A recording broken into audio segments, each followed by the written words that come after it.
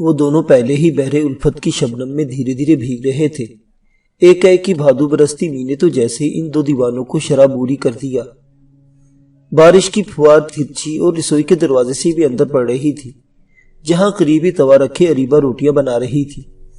اس پر تو بارش کی پھوار نے جیسے اور ہی رنگ جما دیا تھا، گویا اس کا روپ ہی نکھار ڈالا ہو۔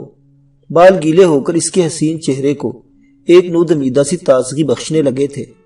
دلکش بدن کے سلگتے ہوئے خرمن شباب پر ٹھنڈے پانیوں کی چھینٹوں نے تو جیسے آتش جوان بدن کو بجائے بجھانے کے جلدی پر تیل کی طرح دہکا دیا تھا، اسے بسنت رچنا کا روپ عطا کر دیا تھا۔ وہ گلاب کی طرح کھل رہی تھی اور شازمان رسوئی کی چوکھٹ سے ٹکا کھڑا موم کی طرح پگھل رہا تھا۔ وہ خوشبو بن کر بکھر رہی تھی اور وہ ہوا کی طرح اس کی سنگت میں تھا۔ اریبہ بارش کے پانیوں میں بھیگ گئی تھی، اس کی باریک اور چست قمیص گیلی ہو کر اس کے نرم و گداز بدن سے چپک کر ہم رنگ و ہم آہنگ ہو گئی تھی، اور زمان اسے یکٹک دیکھ رہا تھا، جبکہ اریبہ کو اپنی حالت کا بھی احساس تھا اور بالکل قریب کھڑے زمان کی نظروں کا ادراک بھی، مگر اس نے سکڑنے سمٹنے کی مطلب کوشش نہ کی تھی۔ ہاں، ایک ذرا نگاہ بڑھ کر اور گردن اٹھا کر زمان کی طرف مسکرا کے دیکھا تھا، یہ دیکھنے کے لیے وہ اسے کس قدر اشتیاق سے دیکھ رہا تھا۔ وہ وہاں سے ہٹنے لگا، مگر جی نہیں چاہا کہ بھرے شباب کو یوں آنکھوں سے جانے دے۔ اس نے پھر بھی جی کڑا کر کے اور وہاں سے قدرے ہٹتے ہوئے ہولے سے کہا، بارش زیادہ ہو رہی ہے، میرا خیال ہے مجھے اندر چلے جانا چاہیے۔ بس بھر گیا جی۔ اریبہ نے اس کی طرف دیکھا اور پھر وہ جیسے اس کی بات کا مطلب سمجھ کر بے اختیار آگے بڑھا، اور قدرے جھک کر اس نے اریبہ کو دونوں بازوں سے پکڑ کر کھڑا کر دیا۔ دو دل ہی نہیں، دو بدن بھی درو برو یہ بیک وقت میز ساغر و مستی میں بھیگنے لگے، اور پھر زمان نے اریبہ کو خود سے لپٹا لیا۔ ایک بے اختیار سی بے اختیاری تھی، اور وہ تھے کئی لمحات کیف و نشاط کے اسی طرح بیت گئے، اور اریبہ تھوڑا سا کسمسائی تو زمان نے اس کے نرم و گداز ہونٹوں کی گرمی چھو لینے کے بعد اپنے ہونٹ اس کے لبوں سے جدا کرتے ہوئے جذبات وفا سے لبریز لہجے میں کہا، اریبہ تم نے یہ کیا جادو کر دیا ہے مجھ پر کہ میں اپنے آپے میں ہی نہ رہ سکا ہوں۔ میں تو کسی اور منزل کا مسافر ہوں، مگر مجھے ڈر ہے کہ میری وہ ڈگر نہ بدل جائے جس کے عظیم مقصد کے لیے میں اپنے سر پر کفن باندھ کے نکلا تھا۔ تم اب بھی اپنی ڈگر پر ہی ہو زمان؟ اریبہ نے اس سے لگے ہوئے جذبات سے مرتعش آواز میں کہا، خدا نہ کرے میں تمہیں تمہارے عظیم مقصد کی ڈگر سے ہٹانے کا ایک ذرا سا بھی سبب بنوں۔ ہرگز نہیں زمان، میں تو تمہارے ساتھ ہوں، وفائے جان و قلب سے لے کر تمہارے جذبہ حب الوطنی تک، اور اگر میں اس عظیم مقصد میں کام آ گیا تو میں تا عمر ایک شہید کے ساتھ اپنے اٹوٹ انگ پر فخر کرتی رہوں گی۔ کہتے ہوئے اریبہ نے اپنی کشادہ آنکھوں کی گہری پلکیں گرا دی تو زمان نے دیکھا اریبہ کی آنکھوں کے بند گوشے نمناک سے ہونے لگے تھے۔ اس نے ایک بار پھر پورے زور سے اریبہ کو بھینچ لیا کہ اریبہ کی ہلکی سی سسکاری خارج ہو گئی، مگر اس کا سبب جسمانی دکھن نہ تھی بلکہ جذبات کے باعث تھی جو اس نے زبان کی حلاوت بھری غربت محسوس کی تھی۔ تبھی اس نے بہت دھیرے سے اس کے کان میں سرگوشی کی، آخری روٹی اتارتی ہوں، کھانا لگاتی ہوں۔ زمان نے اسے چھوڑ دیا۔ تھوڑی دیر بعد یہ تینوں اکٹھے اوپر کھانا کھا رہے تھے۔ اریبہ کے ہاتھوں میں بڑی لذت تھی، کام و دہن کے وہ سارے لوازمات خالص گندم کے آٹے کی روٹی اور مرغابی کے بھنے ہوئے گوشت سے پتہ لگتے تھے۔ اس نے بطخ کا بھی گوشت بنایا اور ساگ بھی، ابلے ہوئے چاول بھی تھے۔ علی ریحان کو مرغابی کا گوشت اچھا لگا اور اس نے قدر حیرت سے پوچھا، اریبہ بہن، ماشاء اللہ تم نے کھانا تو بہت اچھا بنایا ہے۔ روٹی تو اس قدر ذائقے دار ہے کہ روکھی ہی کھائی جائے اور پیٹ بھر لو۔ دیسی گھی کے تڑکے والا ساگ بھی اپنی مثال آپ ہے۔ بطخ کے گوشت کی تو کیا ہی بات ہے، لیکن یہ مرغابی کا گوشت تو سمجھو اس دسترخوان پر بازی ہی لے گیا۔ یہ کہاں سے دستیاب ہوئی؟ میرا خیال ہے عام طور پر یہ تو بازاروں میں نایاب ہوتی ہے۔ شکریہ علی بھائی، آپ کو میرا کھانا پسند آیا۔ اریبہ مسکرا کے بولی، مرغابی کا گوشت یہاں عام ملتا ہے اس لیے کہ یہ پہاڑی اور جنگلاتی علاقہ ہے، لوگ خود بھی شکار کرتے ہیں اور بیچتے بھی ہیں۔ کھانا ختم ہوا، انہوں نے تھوڑی دیر قیلولہ کیا۔ اس کے بعد سپہر میں اریبہ نے چائے بنائی۔ چائے بھی بہترین اور خوش ذائقہ تھی۔ چائے پی کر خمارے گندم کے آثار کم ہوئے تو یہ لوگ اپنے مشن کے بارے میں سوچنے لگے۔ سوچ تو چکے تھے، بس ایک ذرا سی تیاری نمٹانا تھی۔ جس کو حتمی شکل دے دی گئی۔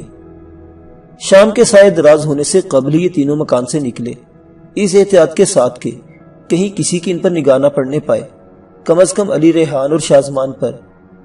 اسی سبب پہلے اریبہ نکلی، اس کے بعد علی اور زمان بھی ایک ایک کر کے دائیں بائیں کی گلیوں میں گھس کر آگے جا کے اریبہ سے جا ملے تھے۔ تینوں اب بنجارے نما گوئیوں کے بھیس میں تھے۔ شازمان اور اریبہ تو میاں بیوی بن گئے، جبکہ علی اریبہ کا بھائی۔ تینوں نے گوئیوں والا مخصوص چمکتا دمکتا لباس پہنا ہوا تھا۔ اریبہ ہلکے کاسری رنگ کی راجستانی لاچے میں تھی اور دکنی چولی میں، اس کے دوپٹے میں پشتے ماہی کا دیدہ زیب کام نظر آتا تھا۔ زمان اور علی لمبے کرتوں اور گھیرے والی شلوار پہنے ہوئے تھے، کرتوں پر سنہری دھاگوں کی کڑاہی کی گئی تھی۔ اریبہ نے گٹار تھام رکھا تھا، جبکہ علی نے بیجینوں اور زمان کے پاس ماؤتھ آرگن تھا۔ یہ تینوں ساز بجاتے اپنے دھن میں چلے جا رہے تھے۔ اریبہ گیت گاتی جاتی تھی، راہگیر نما شائقین ان کے ساتھ ساتھ چلتے جاتے تھے اور تھوڑی دور ساتھ دینے کے بعد پلٹ جاتے اور ان کی جگہ نئے شائقین لے لیتے۔ علی کی منصوبہ بندی کے مطابق انہوں نے ابھی دانستہ راج محل کی طرف کا رخ نہیں کیا تھا۔ اس میں بھی ان کے منصوبے کا دخل تھا کہ وہ پہلے وہاں مٹر گشت کرتے ہوئے فوجیوں اور شاہی پہرے داروں کی نظروں میں آنا چاہتے تھے۔ ایک قدرے مصروف چوراہے پر ایک فرنگی فوجی نے دیکھا جو اپنی مخصوصی وردی سے فوج کا کوئی چھوٹا موٹا افسر ہی نظر آتا تھا۔ اس کے ساتھ شاہی محافظ بھی کھڑے تھے۔ اس نے ان تینوں کی طرف دیکھ کر دو شاہی محافظوں سے کچھ کہا تو وہ دونوں ان کی طرف بڑھے۔ اس وقت یہ تینوں اپنے فن کا مظاہرہ کرنے میں مصروف تھے۔ علی، ریحان اور شازمان نے بھی بھلا کا مظاہرہ کیا۔ بھلا کیا مظاہرہ کرنا تھا اپنے فن کا، وہ تو صرف سر ملانے کی ناکام کوشش کر رہے تھے۔ البتہ خوشگلو اریبہ کی دردری شاعری اور گیتوں نے ایک سما باندھ رکھا تھا وہاں۔ اطراف میں کھڑے لوگوں کو ایک طرف ہٹاتے ہوئے وہ دونوں مذکورہ شاہی پہرے دار ان کی طرف بڑھے اور انہیں خاموشی اختیار کرنے کا اشارہ کیا۔ اریبہ نے گانا ترک کر دیا۔ علی اور زمان بھی اپنی دستی سازوں کے ساتھ تھم گئے، مگر اندر سے ان کے دل بری طرح دھڑک رہے تھے۔ دھڑکا ایک ہی تھا کہ کہیں ان پر کسی قسم کا شبہ تو نہیں کر لیا گیا تھا۔ زمان نے اس کی وردی اور اس کے شولڈر پر لگے ہوئے پھولوں سے اندازہ لگایا تھا کہ یہ لیفٹیننٹ تھا اور اس کا نام سینے پر لگے ٹیگ سے لیف بروجر لکھا ہوا نظر آتا تھا۔ تم تینوں ادھر چلو ہمارے ساتھ، ایک محافظ نے ان کی طرف دیکھ کر کڑکدار تحکمانہ آواز میں کہا، اور وہ تینوں چہروں پر حیرت سے جائے ایک دوسرے کی طرف تکنے لگے اور ان کے ساتھ ہو لیے۔ قریب ہی وہ فرنگی افسر کھڑا تھا جو انہی کا منتظر تھا۔ خاصا لمبا تڑنگا اور صورت سے ہی کرخت مزاج اور چالاک نظر آتا تھا۔ ایک برماتی ہوئی نظر ان پر ڈالنے کے بعد ٹوٹی پوٹی ہندی میں بولا، کون ہو تم لوگ اور کہاں سے آئے ہو؟ اریبہ نے فوراً بنجارنوں والی مخصوص انداز و لہجے میں ایک مسکراتی سی نگاہ انگریز افسر پر ڈالتے ہوئے کہا، سرکار گویے ہیں ہم، ادھر پورب کی وادی تریپال سے آوت ہیں، بستی بستی نگریا نگریا گا کے جیون سکھی اور من شانت رکھت ہے، اپنا بھی اور دوسروں کا بھی۔ کیا نام ہے تمہارا؟ انگریز افسر نے تحکمانہ انداز میں پوچھا۔ مینا کوری۔ اور یہ دو کون ہیں اور تیرے کیا لگتے ہیں؟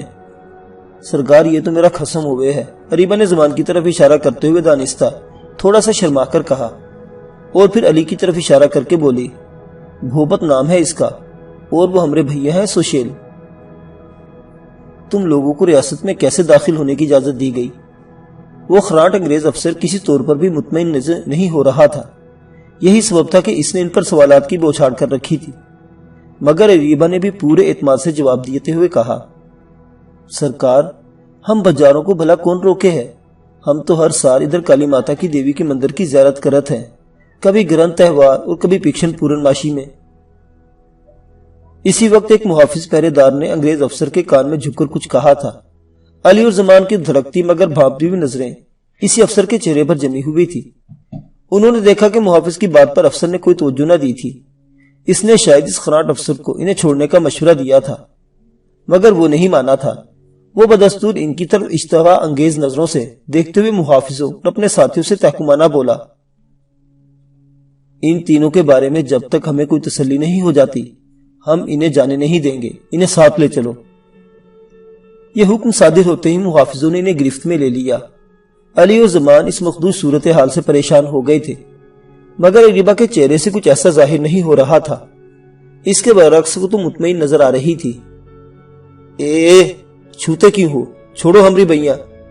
وہ اپنا بازو دبوچتے جانے پر روایتی ہٹیلی عورتوں کے انداز میں محافظ سے بولی، ہم لوگ مہاراجہ سے تمہاری شکایت کر دیں گے.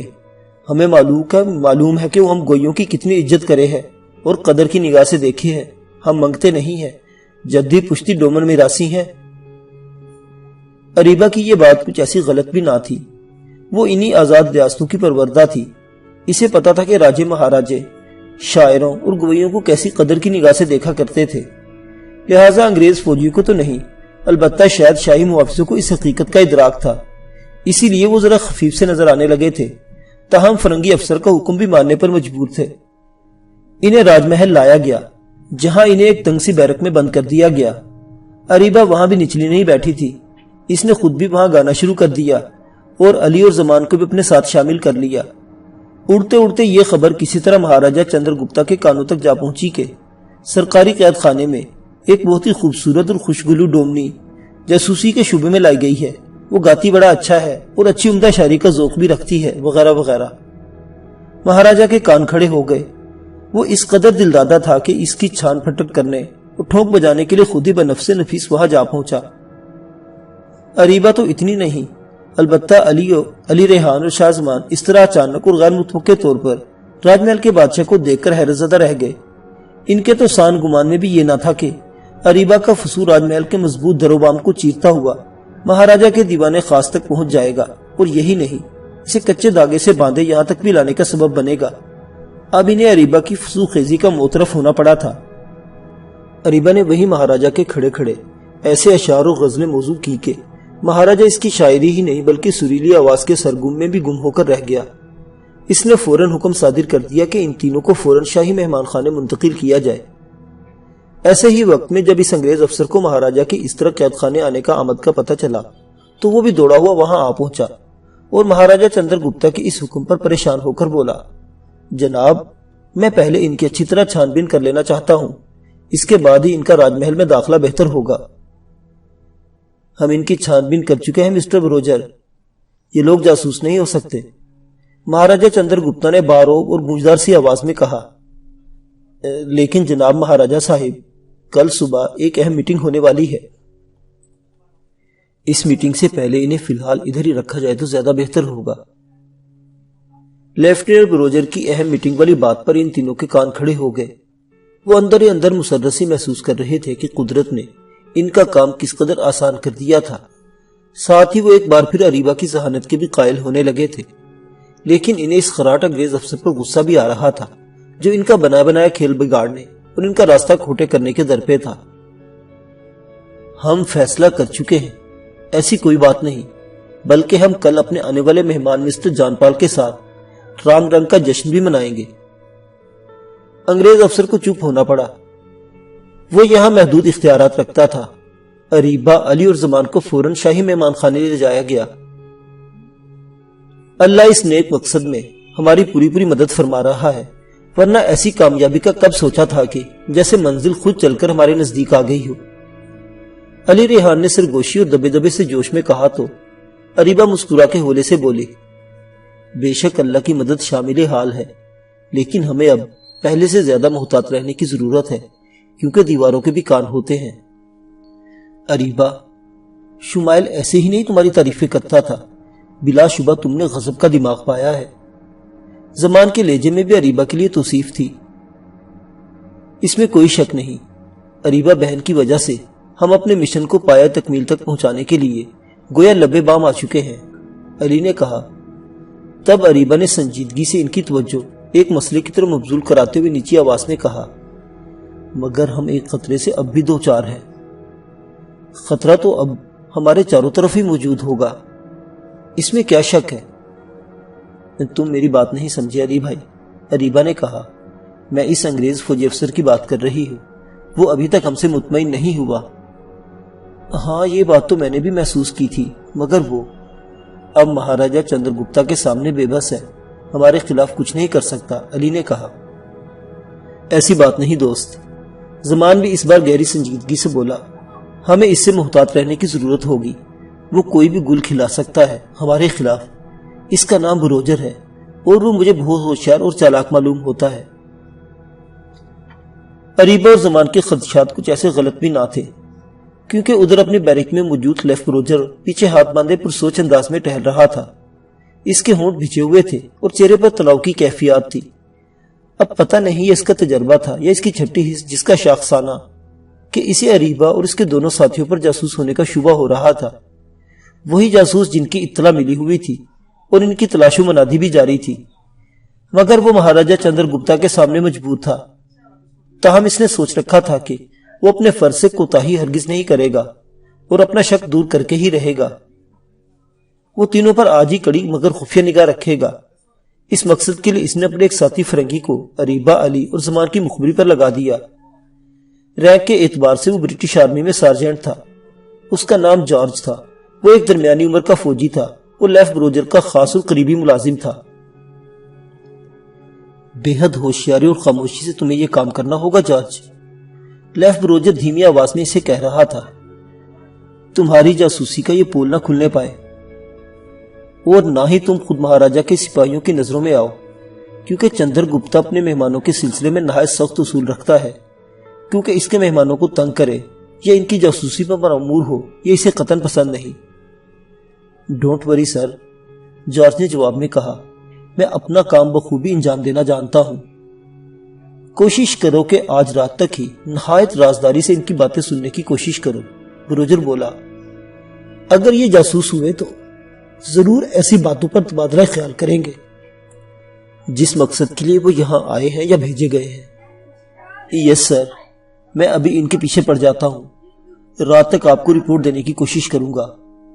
ان کا آج رات ہی پول کھل جائے تو اچھا ہے، کیونکہ کل ہمارے ایک بڑے افسر مسٹر جان پال آ رہے ہیں یہاں ریج محل میں۔ یہ لیفٹیننٹ جنرل مائیکل شاہ کے خاص ایلچی اور نمائندے ہیں، برٹش آرمی میں یہ کلیدی حیثیت رکھتے ہیں، یہ گوریلا ہے۔ ایک ذرا متوقف ہونے کے بعد وہ دوبارہ جارج سے کہنے لگا، ہمیں نہایت باخبر ذرائع سے یہ اطلاع ملی ہے کہ وہ جاسوس در حقیقت اس اہم میٹنگ کو ہی سبوتاژ کرنے کی غرض سے یہاں ناگرا ریاست میں بھیجے گئے ہیں۔ مخبر بروجر نے اس بات میں سر ہلایا اور اپنا کام نپٹانے کی غرض سے اسی وقت الرٹ ہو گیا۔